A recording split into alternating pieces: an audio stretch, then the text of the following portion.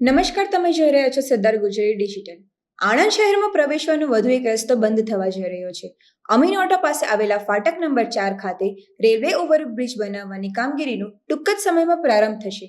એ માટે traffic diversion માટેનું જાહેરનામું પણ પ્રસિદ્ધ કરવામાં આવ્યું છે.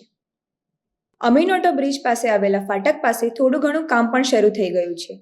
આગામી દિવસમાં બ્રિજની કામગીરીને લઈ રસ્તો બંધ પણ થશે. હાલમાં સરકાર દ્વારા નાના અને ભારે વાહનોના આવવા જવા પર પ્રતિબંધ લગાવ્યો છે. એ માટે ટ્રાફિક ડાયવર્ઝન માટેનું જાહેરનામું પણ પ્રસિદ્ધ કરવામાં આવ્યું છે. અમીન ઓટોથી લોટિયા ભાગોળ જવા માટેનો માર્ગ પર 6 મહિના સુધી ટ્રાફિક ડાયવર્ઝન માટેનું જાહેરનામું અમલમાં આવ્યું છે. આણંદ શહેરમાંથી તમામ વાહનો મહારાણા સર્કલ બ્રિજ ઉપરથી ચડીને જૂની આરટીઓ ઓફિસથી યુટર્ન લઈ સોજિત્રા તરફ જઈ શકશે. આ ઉપરાંત આણંદ સોજિત્રા રોડ ઉમાભવન પાસેના બ્રિજ ઉપરથી મહારાણા સર્કલ થઈ આણંદ શહેર તરફ જઈ શકાશે. અમારી ટીમ ઊભી છે આણંદના અમીન ઓટો ફાટક નંબર 4 પાસે. રેલવે ઓવરબ્રિજ બનાવવાની કામગીરી શરૂ થવાની છે અને આ માર્ગ 6 મહિનાથી બંધ રહેશે.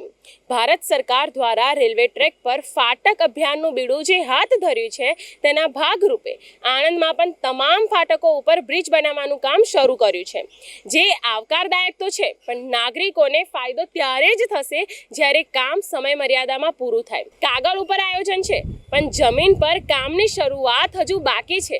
વિકાસના કાર્યો ઉપયોગી છે, પરંતુ સમયસર પૂર્ણ થવું ખૂબ જ આવશ્યક છે. હું કોમલ કુમાવત, કેમેરા પર્સન ઋષિ પટેલ સાથે સરદાર ગુર્જરી ડિજિટલ.